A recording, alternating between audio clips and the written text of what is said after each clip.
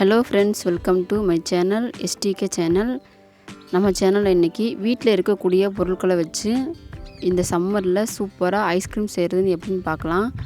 இது பிகினர்ஸ் கூட சூப்பராக செஞ்சிடலாம், அவ்வளோ சுலபமானது. இப்போது வாங்க இது செய்கிறது எப்படி பார்க்கலாம். இப்போது ஒரு க்ளீன் பவுலில் கொஞ்சமாக தண்ணி விட்டுக்கோங்க. அதுக்கப்புறம் ஒரு 10லேருந்து 15 பிஸ்தா சேர்த்துக்கிறேன்.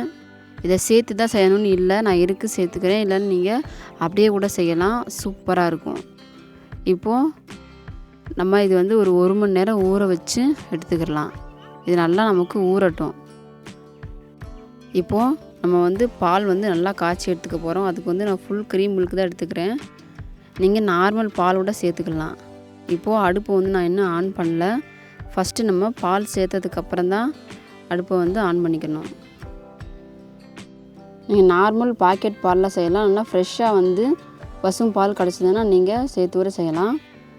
இப்போது பால் சேர்த்ததுக்கப்புறமா நம்ம ஸ்டவ் ஆன் பண்ணிவிட்டு கலந்து விட்டுக்கிட்டே இருக்கணும்.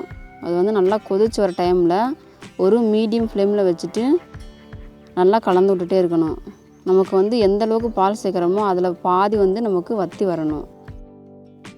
நல்லா கலந்து விட்டுட்டே இருக்கும்போது ஓரங்களில் இருக்கிற ஆடைகளையும் எடுத்து விட்டு கலந்து விட்டுட்டே இருங்க. நல்லா ஆடை வராமல் நல்லா ஃபுல் ஃப்ளேமில் வச்சுட்டு கலந்து விடுங்க.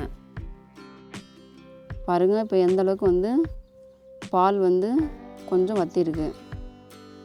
இப்போ நல்லா கலந்து விட்டுட்டே இருக்கலாம். இப்போது ஒரு பவுலில் 1/2 கப் தண்ணி சேர்த்துட்டு 1 ஸ்பூன் கார்ன்ஃப்ளவர், 1 ஸ்பூன் கோதுமை மாவு தான் சேர்த்துக்கிறேன். நீங்கள் இல்லைன்னா மைதா மாவோட சேர்த்துக்கோங்க, இல்லைன்னா வெறும் கார்ன்ஃப்ளவர் மட்டும் சேர்த்து செய்யலாம். இப்போ இது கட்டிகள் இல்லாமல் கலந்து எடுத்துக்கலாம். பாருங்கள், நல்லா கட்டிகள் இல்லாமல் கலந்து எடுத்தாச்சு. ஒரு டைம் பாலில் சேர்க்கும்போது மறுபடியும் ஒரு டைம் கலந்து விட்டு சேர்த்துக்கோங்க.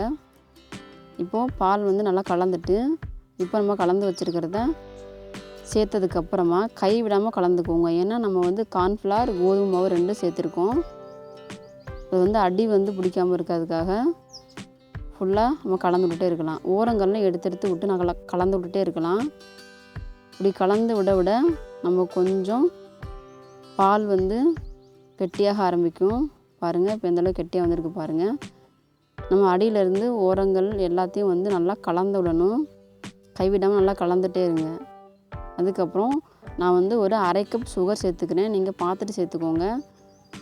சுகர் உங்களுக்கு இன்னும் வேணும்னா 1 கப் கூட சேர்த்துக்கோங்க. பால் காஞ்சிட்டு இருக்கும்போதே நீங்கள் கொஞ்சமாக எடுத்து டேஸ்ட்டு பார்த்துக்கோங்க. சுகர் பத்தலை அப்படின்னா இன்னும் நல்லா எச்சா கூட சேர்த்துக்கோங்க. இப்போது சுகர் சேர்த்ததுக்கப்புறம் நமக்கு கொஞ்சம் சுகர் அடியில் இருக்க மாதிரி இருக்கும். நல்லா கலந்து விடுங்க. பால் நமக்கு இன்னும் திக்காகும். கை விடாமல் கலந்துகிட்டே இருக்கணும். இல்லைன்னா அடியில் கோதுமை மாவும் கார்ன்ஃப்ளவரும் கருக ஆரம்பிச்சிடும், இல்லைன்னா அடி பிடிக்க ஆரம்பிச்சிடும். பாருங்கள், நல்லா திக்காயிட்டே இருக்குது. இப்போ பாருங்கள் எந்தளவுக்கு நமக்கு திக்காக இருக்குது பாருங்கள். நம்ம கைவிடாமல் கலந்துகிட்டே இருக்கவும் தான் இந்த மாதிரி திக்காக இருக்குது. கொஞ்சம் மீடியம் ஃப்ளேமில் வச்சுட்டு நம்ம கலந்து விட்டுட்டே இருக்கணும். இப்போது நம்ம பிஸ்தா ஊற வச்சுருந்தோம் இல்லையா, நான் ஏற்கனவே உடச்சி எடுத்து வச்சுருந்த பிஸ்தா தான் நான் வாங்கிட்டு வந்தேன். நீங்கள் உடச்சி பிஸ்தா சேர்த்துட்டு இந்த மாதிரி தோல் நீக்கிக்கோங்க. 1 ஹவர் ஊற வச்சிங்க அப்படின்னா நம்ம கையிலே அழுத்தி பிடிச்சி எடுத்தோன்னா நமக்கு அழகாக எடுத்துகிட்டு வந்துடும். வராததை இந்த மாதிரி தோல் உரித்து எடுத்துக்கோங்க. பிஸ்தா முந்திரி பருப்பு சேர்க்கும்போது நமக்கு டேஸ்ட்டு சூப்பராக இருக்கும். இப்போ சுத்தமாக தோல் நீக்கிட்டு தனியாக வாஷ் பண்ணி எடுத்து வச்சுக்கலாம். இப்போ இந்த பக்கம் பால் ஆஃப் பண்ணியாச்சு. லைட்டாக மீடியம் ஹீட்லேயே தான் இருக்கும். நம்ம இந்த ஹீட்டோடையே வாஷ் பண்ணி எடுத்து வச்சுருக்க பிஸ்தாவை சேர்த்துக்கலாம். கூடவே ஒரு 10 முந்திரி பருப்பு சேர்த்துக்கலாம். இது சேர்த்து செய்யும்போது டேஸ்ட்டு சூப்பராக இருக்கும். இல்லைன்னா உங்கள்கிட்ட பிஸ்தா இல்லை அப்படின்னா முந்திரி பருப்பும் ஏலக்காய் இருந்ததுன்னா கூட சேர்த்துக்கலாம். அதை பிடிக்காதவங்க வெறும் பால் மட்டும் சேர்த்து நீங்கள் இந்த மாதிரி ஐஸ்கிரீம் செய்யலாம். இப்போது ஒரு மிக்ஸி ஜாரில் கொஞ்சம் கொஞ்சமாக சேர்த்துட்டு நம்ம அரைச்சிட்டு பாத்திரத்தில் சேர்த்துக்கலாம். நான் இப்போ சில்வர் பாத்திரத்தில் சேர்த்துக்கிறேன். உங்கள்கிட்ட கிளாஸோ கப்போ இது மாதிரி ஸ்டீல் கப்போ எது இருந்தாலும் சேர்த்துக்கலாம். இல்லைனா ஐஸ்கிரீம் கப்பு வந்து நீங்கள் யூஸ் பண்ணிட்டு வீட்டில் வச்சுருப்பீங்கள்ல, அந்த மாதிரி ஐஸ் கப்பிலோட ஊற்றிக்கலாம். இப்போ வந்து என்கிட்ட இருக்கிறத வச்சு நான் ஊற்றிக்கிறேன்.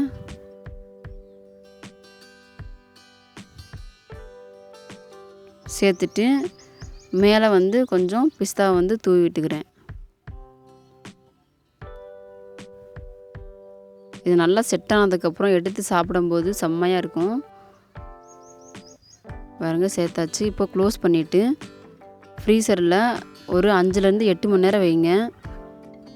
மினிமம் 8 மணி நேரம் இருந்ததுன்னா நமக்கு நல்லா செட் ஆகி வந்திருக்கும், சூப்பராக வந்திருக்கும்.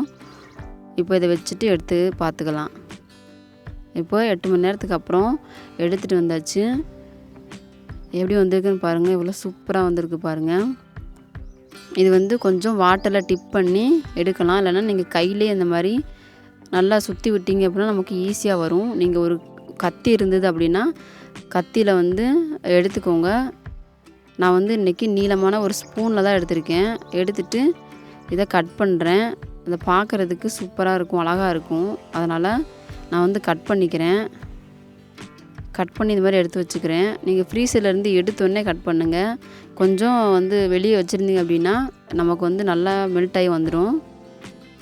இப்போ பாருங்கள், நான் வந்து எடுத்துகிட்டு எல்லாமே எவ்வளோ சூப்பராக வந்திருக்கு பாருங்கள். எனக்கு வந்து ஐஸ்கிரீம் சூப்பராக வந்திருக்கு. உங்களுக்கு எப்படி வந்திருக்கு அப்படின்றத கமெண்ட்ஸில் சொல்லுங்கள். ரொம்ப ரொம்ப சிம்பிள் தான், சூப்பராக இருந்தது. டேஸ்ட்டு செம்மையாக இருந்தது. பிஸ்தா, அந்த முந்திரி பருப்பு இதெல்லாம் சேர்க்கும்போது அதோட ஸ்மெல், அதோட டேஸ்ட் வேறு லெவலாக இருந்தது. அதுக்கப்புறம் நான் வந்து ஐஸ்கிரீம் பாக்ஸெல்லாம் இருந்தது, அதிலெல்லாம் ஊற்றி வச்சுருக்கேன். பாருங்கள் எவ்வளோ சூப்பராக வந்திருக்கு பாருங்கள். கலர்ஃபுல்லாக சூப்பராக நல்லா வந்திருக்கு. இதேமாதிரி நீங்களும் உங்கள் வீட்டில் ட்ரை பண்ணி பார்த்துட்டு எப்படி வந்திருந்தது அப்படின்றத எனக்கு கமெண்ட்ஸில் சொல்லுங்கள். நம்ம சேனலில் இப்போ தான் ஃபஸ்ட் டைம் பார்க்குறீங்க அப்படின்னா சப்ஸ்கிரைப் பண்ணி பக்கத்துலேயே உள்ள பெல் ஐக்கானை தட்டிக்கோங்க. அது பக்கத்துலேயே ஆளுங்கிற பட்டனை தட்டிக்கோங்க. அப்போ தான் நான் போடுற வீடியோ உங்களுக்கு நோட்டிஃபிகேஷன்லாம் வரும். அதுக்கப்புறம் இந்த வீடியோ உங்களுக்கு பிடிச்சிருந்ததுன்னா லைக் பண்ணுங்கள், ஷேர் பண்ணுங்கள், கமெண்ட் பண்ணுங்கள். எவ்வளோ சூப்பராக வந்திருக்கு பாருங்கள்.